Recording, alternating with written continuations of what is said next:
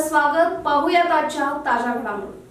नवयेडूर तालुका चिकोडी येथील स्नेहलता सचिन चव्हाण हिची सीमा सुरक्षा दलात BSF कॉन्स्टेबल पदासाठी निवड झाली असून तिच्या या उल्लेखनीय यशामुळे संपूर्ण गावात आनंदाचे वातावरण आहे.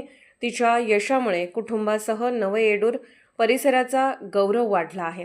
ग्रामीण भागातून गेलेल्या एका मुलीने देशसेवेच्या क्षेत्रात मजल मारल्याने तरुण-तरुणींना नवी प्रेरणा मिळाली आहे. विशेषतः ग्रामीण भागातील विद्यार्थ्यांसाठी स्नेहलता चव्हाण हिचे यश मार्गदर्शक ठरत आहे.